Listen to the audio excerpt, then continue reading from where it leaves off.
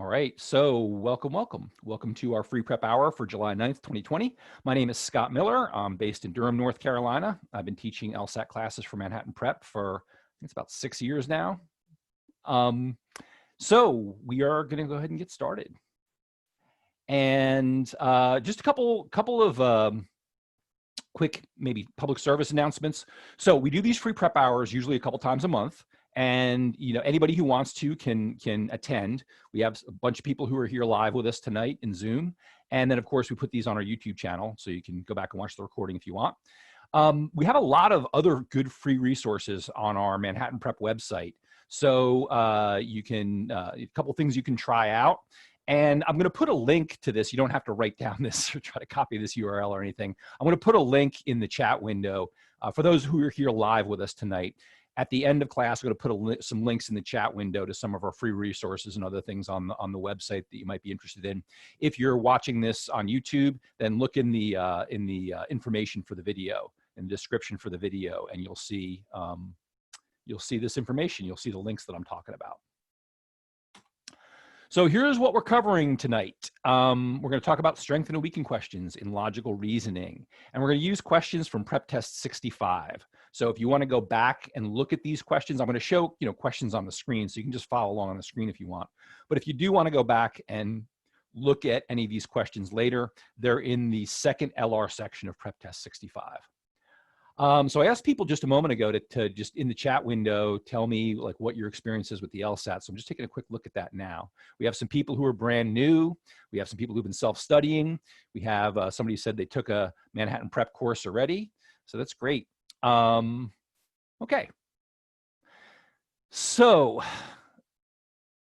one thing I'll mention right now, we do have some people who are just starting out, some people who said they're brand new to the LSAT. So as we talk about strength and weaken questions in logical reasoning, we're going to be talking about arguments because, arguments are like the backbone of logical reasoning, really. 80% of logical reasoning questions involve arguments. So if you're really new to the LSAT, really new to logical reasoning, and you're not super familiar with familiar with arguments and how arguments on the LSAT work, what I recommend that you do is check out our Manhattan Prep LSAT YouTube channel. And again, I'll put a link to that in the chat window at the end of the class for those who are here live with us. If you're watching the video on YouTube, then you can get right to our YouTube channel that way. So yeah, we have some recordings from other free prep hours that discuss arguments in pretty extensive detail. So I'm not going to spend a lot of time reviewing what, arguments and what they are and how they'll work. Just brief introduction or maybe a brief review. An argument on the LSAT consists of two parts. You're going to have a premise and then a conclusion. So a conclusion is a claim, something that someone wants you to believe, may or may not be true. The whole idea of an argument is that the premise should convince you that the conclusion is true. And that's the whole function of an argument, is to convince you that the conclusion is true, whatever this conclusion, whatever this claim is. One way to think about this, a very lawyerly way to think about this, is that the conclusion is like the verdict in a legal trial, the verdict that you want the jury to reach, and the premise is like the evidence that's being presented. So, in order to have an argument, we have to have both of those things. We have to have a conclusion. We have to have one or more premises. And sometimes there'll even be an intermediate conclusion. But I just want to mention this because the questions that we look at tonight in logical reasoning all involve arguments. So it's just a little bit of a basic background of what an argument is. Again, if you want more extensive explanation about arguments, you want to learn more about arguments, check out the free prep hour videos on our YouTube channel about arguments. So here's what we're going to do. Here's a logical reasoning question. And what I'd like to do is give everybody a chance to look at this question. And if you would, in the chat window, when you believe you have an answer, go ahead and I'm going to change this so you can only chat to me, so only I can see your answers. When you believe you have a correct answer, put the answer in the chat window, please. I'll give everybody a moment to do this.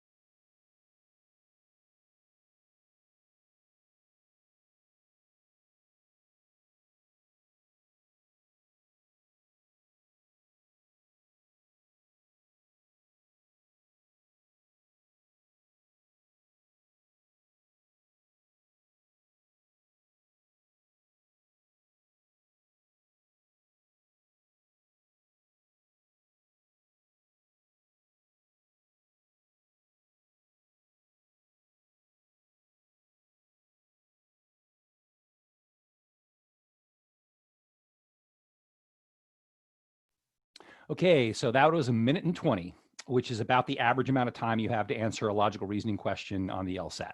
I see some answers coming in, so great. A lot of people put in an answer, fantastic. I'm wondering if we have a volunteer, a brave volunteer who wants to hop on the mic. I'll give you permission to talk if you want to do this. And I'll activate your, flip the switch so that you can turn your mic on. Do we have anybody who wants to hop on the mic and explain how you arrived at your answer, how you answered this question? Anybody want to volunteer to do that? Let me know in the chat window. Give me a yes in the chat window if you want to do that. All right, we have a volunteer. Looks like Kaya. So first of all, let me know if I say your make sure I'm saying your name correctly. I'm going to click on the magic button that allows you to activate your mic. And if you don't mind, would you go ahead and hop on the mic and tell us, how did you arrive at your answer? Can you hear me? I can hear you perfectly. Yeah, thanks. Awesome. So the way I arrived at my answer was, it seemed like the overall conclusion of this argument was that businesses should focus on leisure travelers because they purchase 80% of airline tickets, meaning the focus should be on revenue.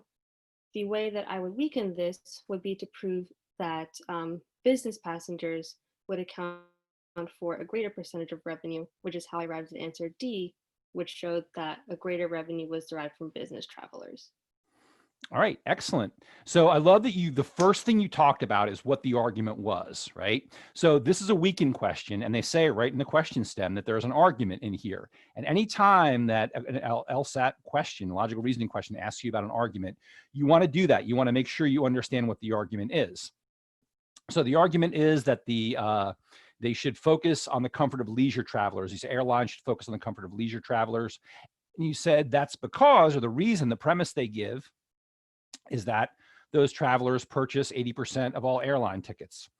How did you know, Kai? I'm going to ask you some maybe silly questions, but I want to make sure everybody's on the same sheet of music with this and that we all know exactly how to do what you just did. How did you know that, that was the conclusion and the other part was the premise? First, I know that generally whenever something is a statement or an outward fact, that's usually conclusion. The word because really tipped me off that travelers purchasing 80% of airline tickets was a premise or something that adds to the conclusion and not the overall conclusion itself. Okay, and say again what you said about the conclusion, how you knew something is a conclusion?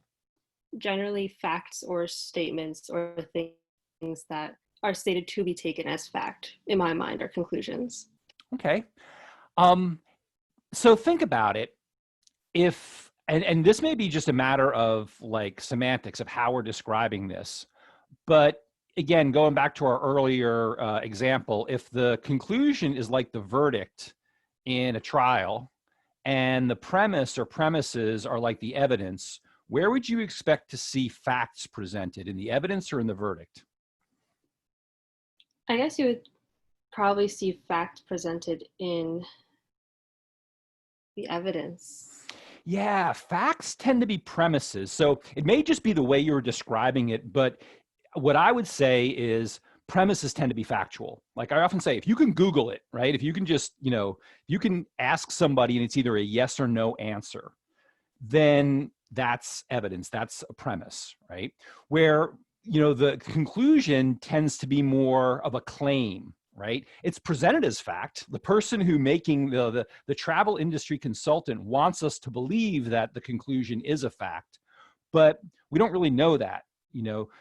They should instead focus on the content of leisure travelers. I mean, it's a very strong statement, but the idea that they should do this, why should they? Why is that? And actually that word should in logical reasoning is a really important word to notice. It's prescriptive, it's normative. It's saying this is the correct action or this is the best action.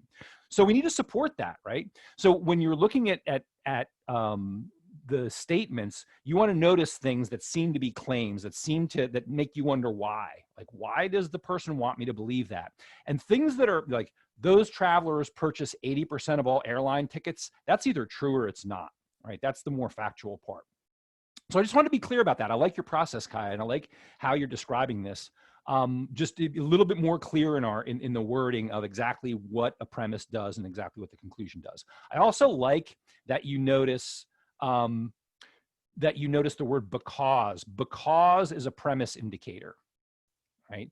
Because normally, almost always, I won't say always because the LSAT is good at throwing curveballs our way, but almost always when you see the word because, that's whatever follows as a premise. Because, since. Darcy, I see your question in the chat window. Should points to the premise? No, should doesn't necessarily indicate that something is a premise. Should very often appears in a conclusion, although it can appear in a premise. But just the idea that here, when they're saying, I mean, another thing to notice about the way this paragraph is set up is they give us a lot of reasons why, like they're talking about increasing elbow room and leg room in business class. Surveys show that business travelers value additional space, right? So these airlines are doing things to attract business travelers. And then we get this pivot word, but. So notice that this next statement kind of contradicts what came before, right?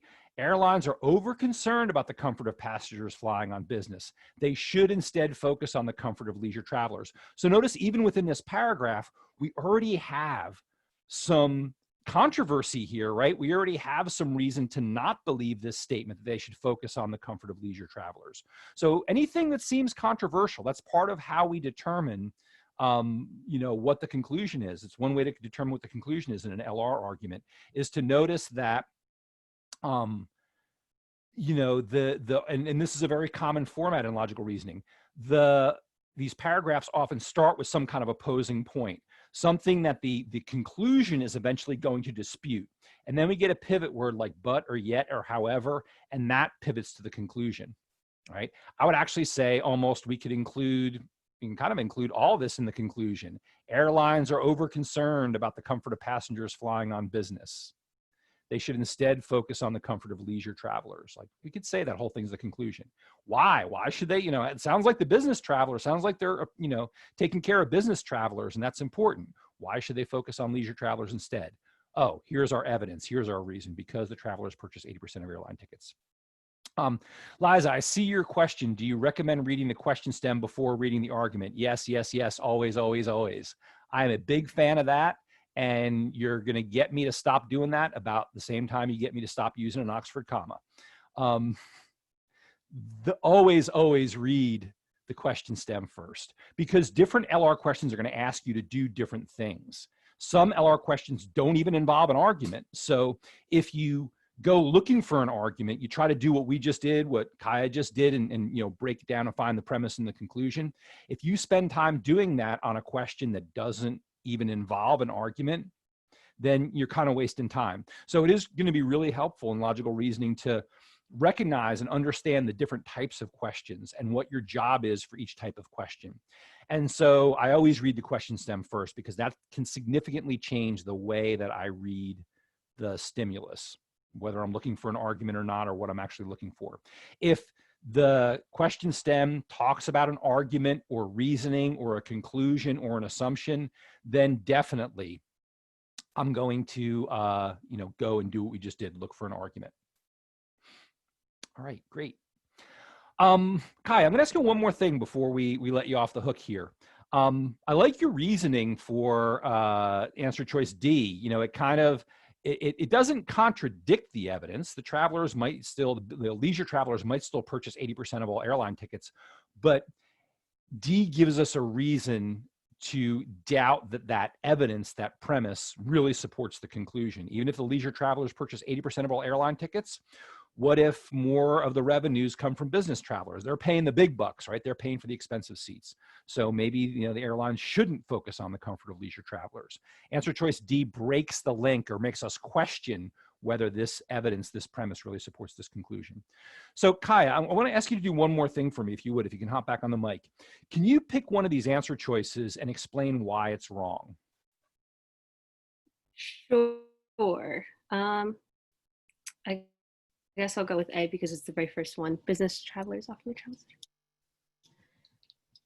So I would say A is wrong because it doesn't make us, like you just said, to use the words you just used, it doesn't make us question the link between the evidence and the argument. It doesn't necessarily refute anything in the verdict or the conclusion. It might be true that business travelers make travel decisions on if they feel an airline values their business. But if our reasoning for not focusing on business travelers is because leisure travelers purchase more tickets, that it shouldn't necessarily matter to us why the business travelers make their decision. It doesn't weaken the argument. It just adds some other information that isn't necessarily connected. Okay. I like what you're saying. I'm going to be a little ornery though. What I'm going to say is if business travelers make travel decisions based on whether they feel a given airline values their business, and the airlines start focusing on the comfort of leisure travelers, like, wouldn't that mean that maybe they're going to lose business? The airlines are going to lose business. Wouldn't that be a reason why maybe we shouldn't instead focus on the comfort of leisure travelers? Still wouldn't matter because leisure travelers purchase 80% of airline tickets. So they'd be losing 20% of business, a substantially smaller number. Yeah, so good. I like what you're saying. You have to watch out for some of these answer choices because they seem to attack the conclusion. They seem to call the conclusion into question, but they're not necessarily taking the evidence into account. So, exactly what you're saying. Anytime we're looking at these LR questions, at these strengthen and weaken questions, remember, you're not necessarily just attacking the conclusion. We're always trying to question the link between the premises and the conclusion. And we're looking for the answer choice that does the most to weaken that link between the premises and the conclusion, the most to call into question that link between the premise and the conclusion. It's the argument we're trying to weaken, not just the conclusion. All right, I see a question in the chat window. What about E? Most leisure travelers buy airline tickets only when fares are discounted. Yeah, that would make us seem like, well, maybe the leisure travelers aren't really, spending that much money. So here's a question. And Sabrina, let me ask you a question. Do you want to get on the mic? Because maybe it would be interesting to talk about this. And if you don't want to get on the mic, that's fine. All right. So where are you on the list? There you are. All right. Sabrina, thank you for volunteering to talk. Can you unmute your mic? Mm-hmm. Can you hear me? Okay, I can hear you perfectly. All right. So tell me again, what's so appealing about E? What's so appealing about answer choice E? I mean, I ended up going with D, but E was the one that was the hardest for me to knock out just because when I see that like leisure travelers are buying discount tickets, to me that leads me to believe that they aren't actually giving a high amount of revenue to the airline, which is similar to what D's saying. But the reason I picked D is just because I didn't even have to make that jump. D gave me the jump right there. But E was tempting just because it led me to think that these tickets might not be actually producing that much revenue. Mm-hmm. Yeah, and so you've done two really good things, Sabrina. The two great things you've done is, first of all, you've recognized why E is an appealing answer, like what might make you want to pick E. And then you're also explaining why it's not as good of an answer as D. And this is one of the things, especially in strength and weaken questions, that you will have to watch out for, because there very often will be more than one correct answer. If you ever read the directions at the beginning of an LR section, they actually tell you that. They actually tell you there can be, I forget exactly how they phrase it, but there can be more than one appealing answer.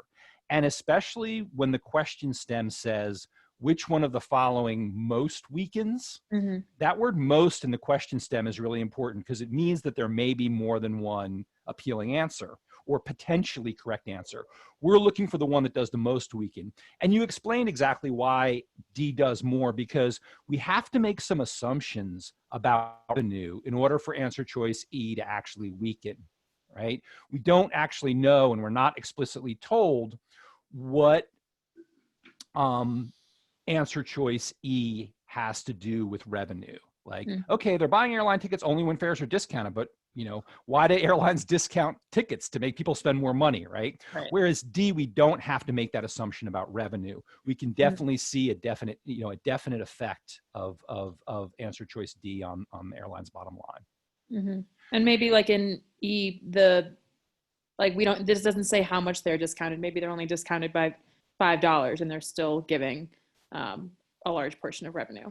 Yeah, exactly. We really don't know what effect this has on revenue. So always think about that. If you're looking at two answer choices, this is one way, because people run into this all the time, right?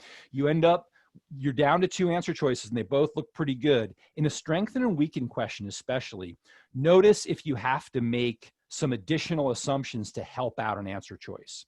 Notice if you have to add some things to the answer choice, add some information yourself to the answer choice to make it appealing.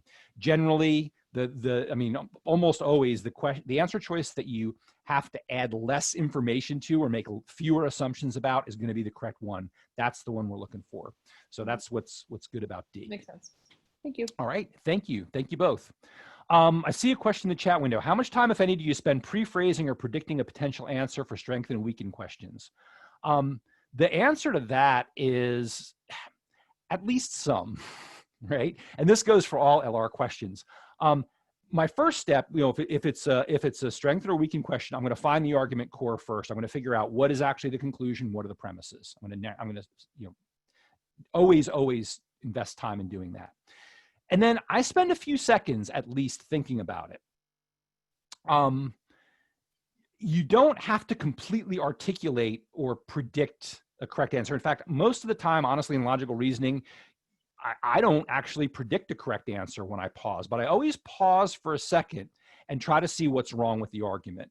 I just, what is wrong with this argument? What pops into my head? I often say this is like the word association game, right? Like if I say chocolate, what do you think of? Some people say vanilla, some people say ice cream, right? So it's just like that. Once you've read the conclusion, once you've identified the conclusion and identified the premise or premises, just pause for a second and say, okay, anything come into mind? Do I see anything wrong with this argument? Do I see a potential gap or flaw in this argument? You might not predict an answer, but it'll help you prepare for the answers. It actually does go a long way towards helping you evaluate the answer choices better. So I would always spend a little bit of time doing that. You don't have to spend a lot of time, but give yourself a little pause. 5 seconds, maybe 10 seconds to just let something pop into your head. What is wrong with this argument? So excellent question. Okay, let's keep going. I have a few questions I picked out that will be interesting to look at. So we'll go ahead and do another one. So same thing. I'm going to show you the question. I'm going to give you a minute and 20 seconds. We'll simulate kind of real time conditions here. Give you a minute and 20 seconds to choose an answer.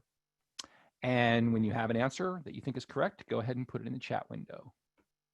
Here we go.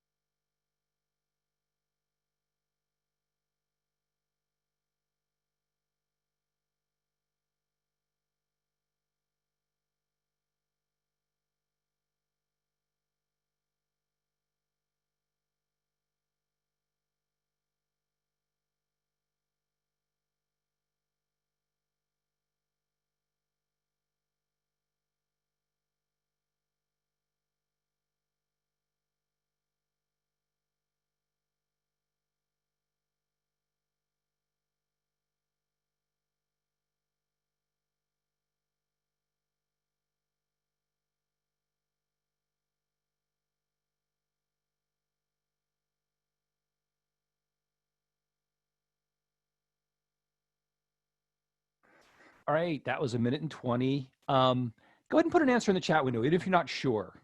I want everybody to, this is one thing that's really important to be able to do on the LSAT, and you should feel confident doing. Take a guess. There's a certain point where you need to say, okay, I've spent enough time on this question. I need to move on to the next one and take a guess. So I want everybody to do that. Everyone here today with us tonight in the chat window, excuse me, even if you're not sure, everybody right now, put a letter in, A, B, C, D, or E. What's your guess?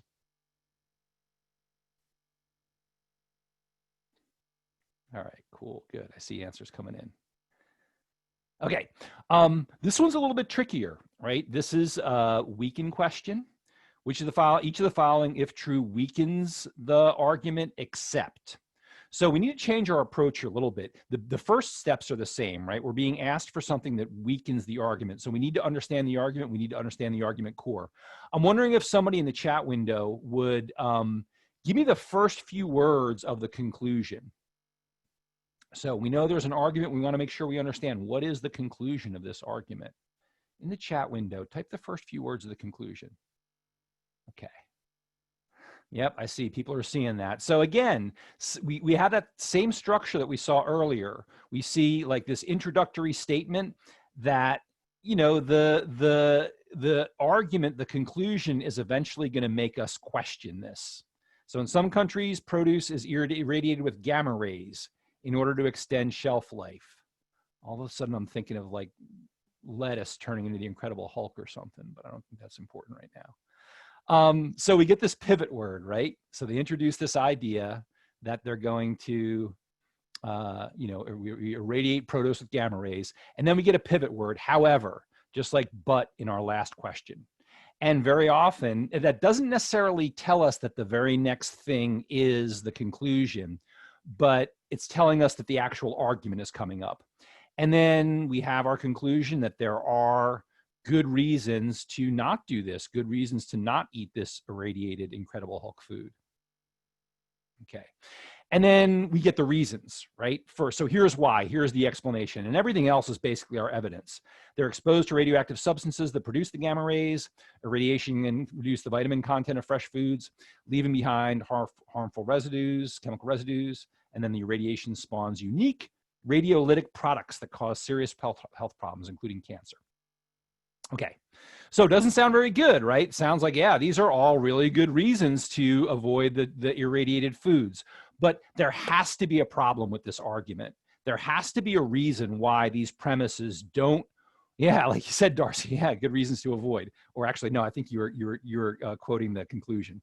There has to be a reason why these premises don't fully support the conclusion. That's an important thing to remember about these questions, is if they're asking you to strengthen or weaken an argument, there has to be something wrong with the argument. There has to be a reason why all these reasons they're giving, all this evidence doesn't actually support the conclusion. Okay, so now, and one of the things that's really helpful, the reason why I was asking earlier in the last question, you know, I was asking Sabrina and Kaya about the wrong answers. You know, why do we pay attention to wrong answers on the LSAT? Because sometimes the correct answers are not really super easy to spot. And so we always recommend, we call working wrong to right, which is a process where you're going to first eliminate the wrong answers. Try to spot answers that are wrong and eliminate them, right? You know, as I first look at answer choices, all I'm doing when I first look at answer choices is asking myself, is it wrong? Is it wrong? Is it wrong? Is it wrong? That's all I care about, is whether or not the answer is wrong or not. I don't care if it's right. If I see an answer that looks right, I just move on. If I see an answer that is, I'm not sure about, I'm confused about, I just move on. I'm just trying to very quickly determine which answer choices are very clearly wrong. And I look at each answer choice, and that's all I'm doing until I've read every answer choice once. Then I go back and look at any remaining answer choices. If I have more than one answer choice remaining, then I'm going to go and, you know, try and decide between the two. Kind of like we were talking about last time with a couple of those appealing answer choices. But I want to get rid of the low-hanging fruit first, right? So now my process changes a little bit with accept questions. I'm going to show you my trick for accept questions. It changes a little bit with accept questions because saying, is it wrong or do I want to get rid of it, sometimes gets a little confusing. Because, you know, notice what the question's asking. Each of the following weakens except. That means 4 of our answer choices are going to weaken. So, you know, normally the one that weakens is the right answer, but 4 of these answer choices are going to weaken. The wrong answer is the one that doesn't weaken. So what I'm going to do is put on my scrap paper, I'm going to put, I always just write down quickly, A, B, C, D, E. This is what I do for accept questions. This is my little personal trick process, whatever you want to call it. suggestion for any time a question is an accept question. Write down A, B, C, D, E on your scrap paper, and then just ask yourself, so in this case, we're talking about weakening, right? So I look at each answer choice, and next to each letter, I'm just going to write, what does this answer choice do to the argument? So unique radiolytic products have seldom been found in any irradiated food. Okay, where do we talk about unique radiolytic products? Is that anywhere in our argument? Yeah, it's up there. It's the third premise, right? So what does the third premise actually say? Irradiation spawns unique radiolytic products that cause serious health problems, including cancer. Okay, that doesn't sound good, but notice what A says, unique radiolytic products have seldom been found in the food. So great, the irradiator, the giant irradiator device, spawns, it sounds terrible, right? Like science fiction going on here, spawns unique products, but the products don't actually, so one way or another, don't end up in the food. Right? And one thing to remember is, as we look at each answer choice, we don't actually have to have any evidence up here to tell us that this is true. It's each of the following if true. So we're looking at each answer choice and saying, what happens if answer choice A is true?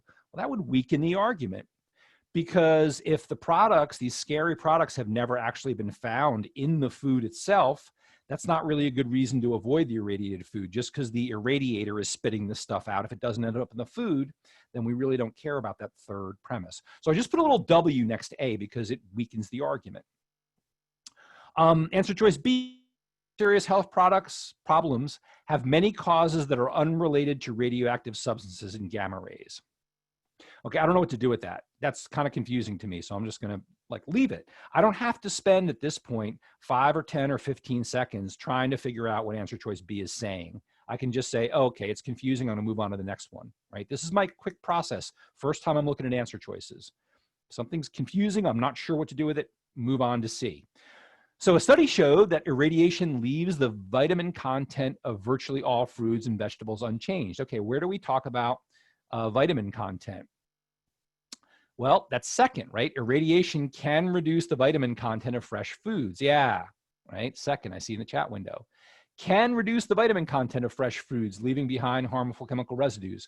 Well, C says, yeah, but a study showed that irradiation leaves the vitamin content of virtually all fruits and vegetables unchanged. So notice that really doesn't, the premise could still be true, can reduce the vitamin content of fresh foods, but it doesn't tell us how many types of foods, how many foods. So, and notice our argument is about produce, fruits and vegetables, right? So if the, fresh foods, like the radiation can reduce the vitamin content of what kind of fresh foods? Seafoods? We don't really know. But the answer choice C specifically says it's not affecting fruits and vegetables, the vitamin content of fruits and vegetables, so C weakens. Answer choice D, the amount of harmful chemicals found in irradiated foods is less than the amount that occurs naturally. Okay, well, irradiation can, oh, that's also talking about second, right? Leaving behind harmful chemical residues.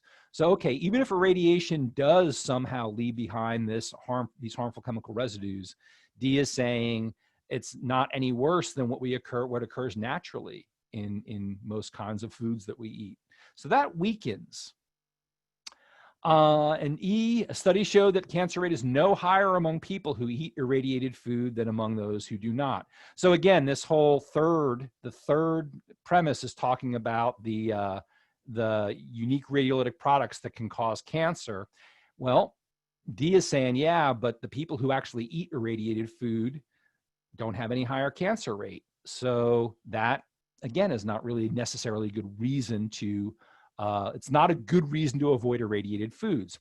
So notice what A, B, C, and D, and E do. They kind of poke a little hole in these premises, or not in the premises themselves, right? We always accept premises as true. We always accept premises as true. Notice that actually these A, C, D, and E, none of them actually tell us that the premises themselves are wrong. They're just showing how even if this premise is true, it's not really a good reason to avoid irradiated foods. It's breaking the link between premise and conclusion. And, so you notice what I did on my scrap paper over here. I just wrote a W next to each one that weakens, and I left B alone. I don't have anything next to B. So I look back at my, my question. It weaken except, well, I have 4 that weaken and 1 that doesn't, so B must be my correct answer. One of these things is not like the other. The exception is the one that we pick. Yeah, and Liza, that's an excellent point. It doesn't strengthen the argument. B doesn't strengthen the argument. And that's one thing to always remember about these weaken except questions. And that's something that often confuses people. It says each of the following, if true, weakens the argument except. So what that means is one does not weaken. One of the answer choices, we're looking for the answer choice that does not weaken. That doesn't mean it has to strengthen. The correct answer doesn't have to strengthen the argument. The correct answer either strengthens or is irrelevant. And guess what they're normally going to give you most of the time on these? They're going to give you the correct answer is one that has no impact. That's why correct answers to these are often kind of confusing, because you read B and you go, wait a minute, what does that do? We're kind of expecting answers to either strengthen or weaken, but they don't have to. The correct answer doesn't have to strengthen. So B doesn't have any impact on the argument really at all. That's why it's the correct answer. So think about this process for accept questions. I'll show you another way I use this so again, the idea here is we're writing A, B, C, D, E on our scrap paper. And next to each answer choice, we're just writing what we know about it. I'll divert for a second to logic games, because I use this in logic games too. In logic games, you might see a question that says something like each of the following could be true except, right? We see these questions a lot, and I'll do like the LSAT does. I'll shout it at you. Except, there's a reason why except isn't all bolds on the LSAT. They want to make sure you see it, right? So in a logic game, if this is a logic game, and the question said, each of the following could be true except, what I would do is just write what I know about each answer choice. So let's say maybe A could be, I look at B, B could be true. I'm putting a could be. C is definitely false, and D could be, and E could be. So what's my correct answer in this imaginary logic games question that I haven't even shown you? Correct answer is C, the one that's not like the others.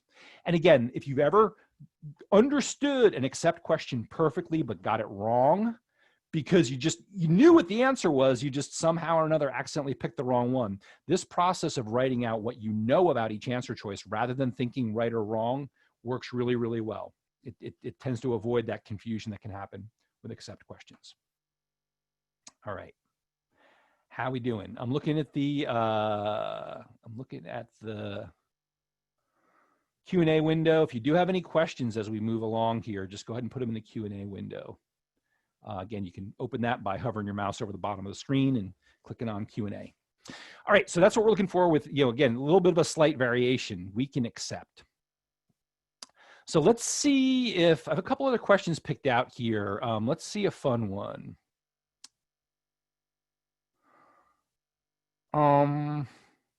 Let's do this one. What the heck? We got about 15 minutes left. Let's do this one. Same thing. I'll give you a minute and 20 for this one. We'll see how you do with a minute and 20 seconds. As usual, when you arrive at an answer that you think is correct, go ahead and put it in the chat window. Actually, let's do this one instead.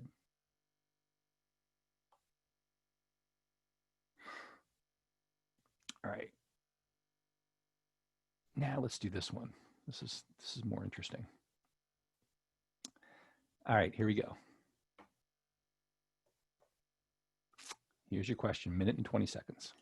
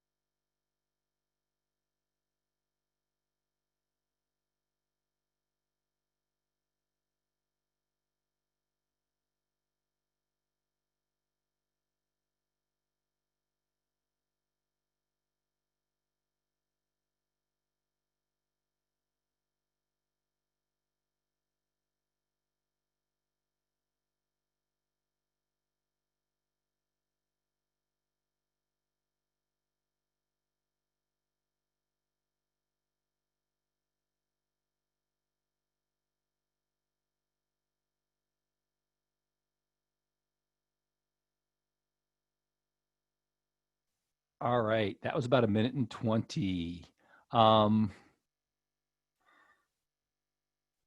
Has anybody seen a question like this before in your LSAT explorations?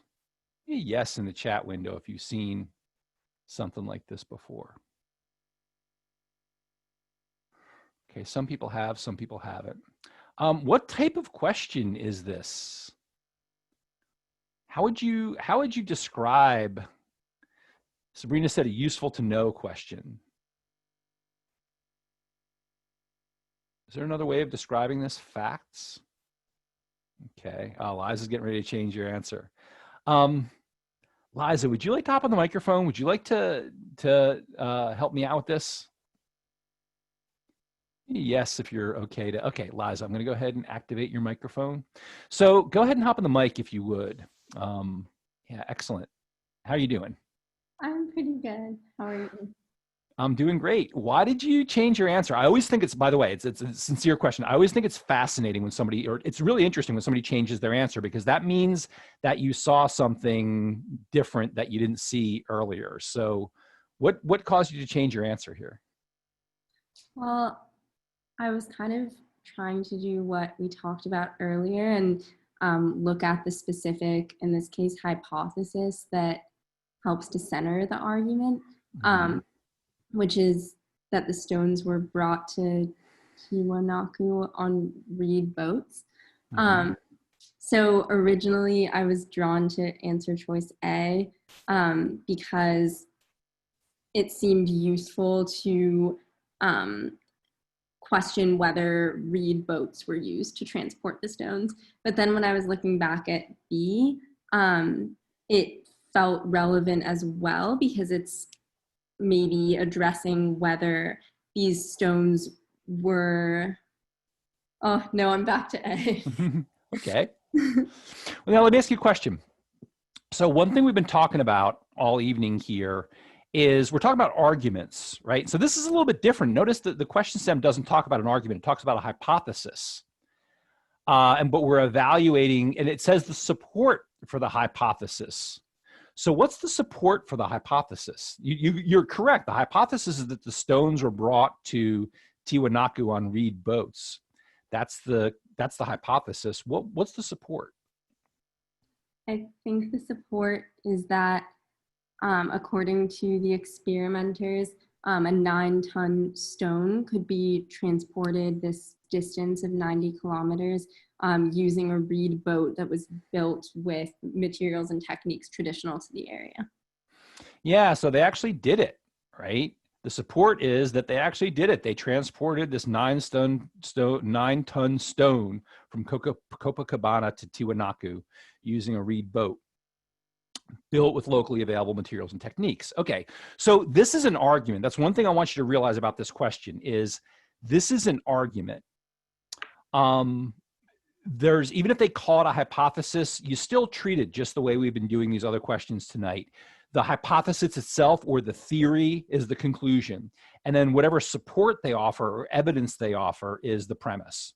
So we're still dealing with arguments. It's the LSAT's kind of sciencey way of dealing with arguments, but we still follow the same process. We're looking at we're questioning, we're evaluating the support for the archaeologist's hypothesis, which means we're evaluating the argument. Is this a good argument or not? The interesting thing here is which of the following would be most useful to know? Okay, so let's look at, and Liza, maybe stay on the mic for a moment. You can help me look at this. Let's look at answer choice A. Actually, let's start with B first, since you switched your answer to B. So knowing whether green and those green stones quarried at the time that Tiwanaku was inhabited were used at any sites near Copacabana. So what if the answer is yes? What impact does that have on our argument? On the ability of the support to support the hypothesis? Well, looking back at it now, I think the reason I was drawn to to maybe change my answer was that I thought it could tell us that maybe the stones weren't carried such a long distance after all. But now that I'm looking back at what the passage gives us, I don't think that this actually impacts the ability to support the hypothesis. Yeah, and notice it says whether the green stones were used at any sites near Copacabana. What's Copacabana? Is that where the stones were ended up, or where they were brought to? No. What is Copacabana? Why do we care about Copacabana? It's where they were transported from, and then where they came from. Monaco. Yeah. Yeah. So if they were used in the place where they came from, that doesn't really tell us anything about whether they were transported to this other place, or how they were transported, or whether it was Reed boats or Uber or whatever, right? So notice if the answer is yes, these stones were used at sites near Copacabana, well, we don't care. That has no impact on the argument. Also, if the answer is no, we don't care, right? It doesn't matter what the answer to this question is being posed in answer choice B. It doesn't matter if the answer is yes or the answer is no. It doesn't impact the argument. So, Liza, maybe you can do the same thing with answer choice A. With answer choice A, what if the answer is yes? What if traditional techniques for building reed boats were used at the time that Tiwanaku was inhabited? What if the answer is yes? What does that do to our argument? Then if the answer is yes, it helps support the argument. Yeah, strengthens the argument.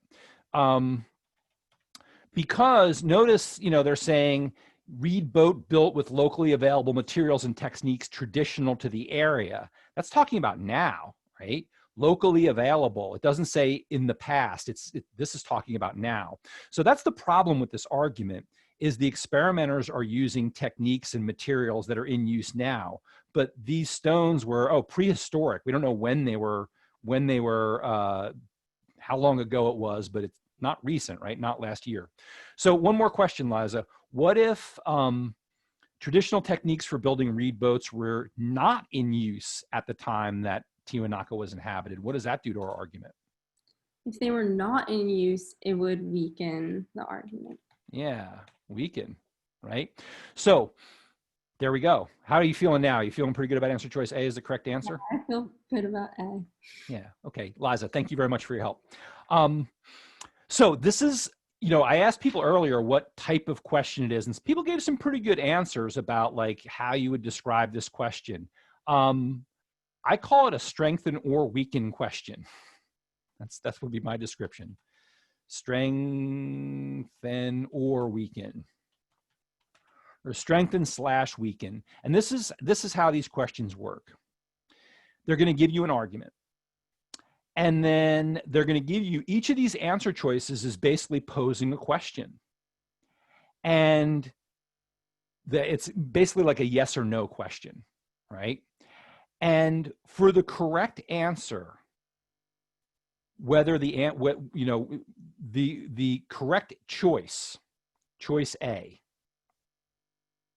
if we look at that correct choice A, the answer to the question posed in choice A, if it's yes, will have one effect on the argument.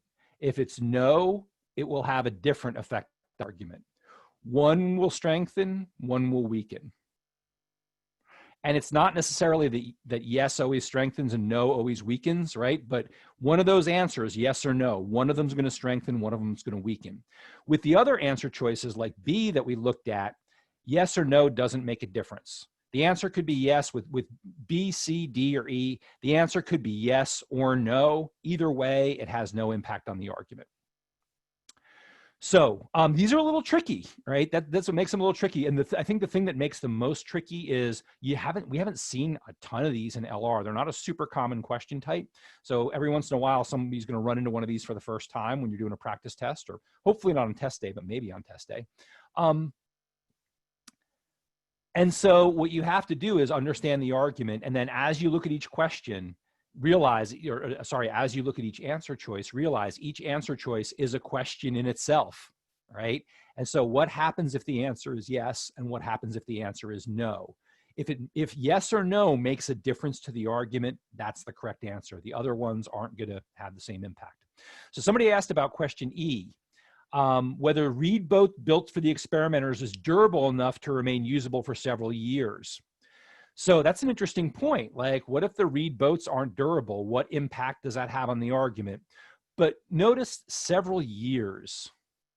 We have to make an assumption there. We have to assume that several years has something to do with this argument. I mean, 90 kilometers is not necessarily a short walk, but how long would it take the reed boat to transport the stone 90 kilometers? Would it take years? Maybe, maybe not. Like, I don't know. We have to make assumptions about how long it took to transport the stones in order for E to have any impact, yes or no to have any impact. So again, just like we talked about with earlier questions, you know, there may be more than one.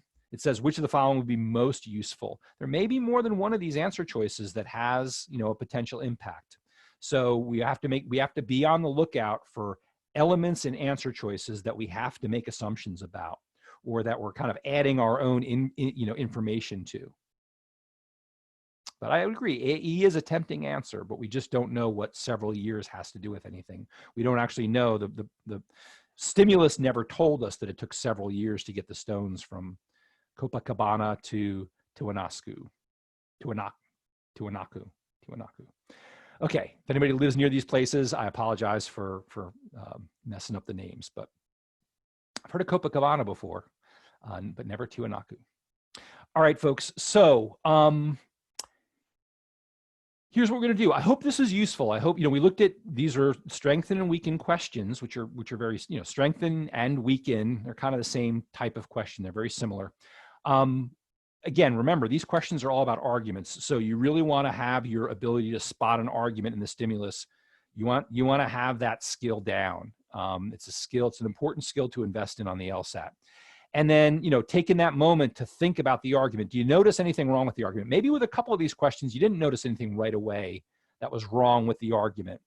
Hopefully you do, but if you don't, that's okay. As you look through the answer choices, you know, you got to be sure you know what you're looking for, what makes answer choices right, what makes answer choices wrong for this particular type of question. And then really look for the wrong answers. Look for the answers that are irrelevant. Look for things in each answer choice that might stand out and allow you to say, yeah, this is not a correct answer. If you have more than one left, which is often going to happen, there'll be more than one appealing answer. Again, look for the one that really we're choosing the answer that needs the least help from us. We're choosing the answer that, you know, requires us to make the fewest assumptions. All right, awesome. So a couple last things, couple last notes before we call it a night. First of all, I'm going to encourage everyone to think about some takeaways. If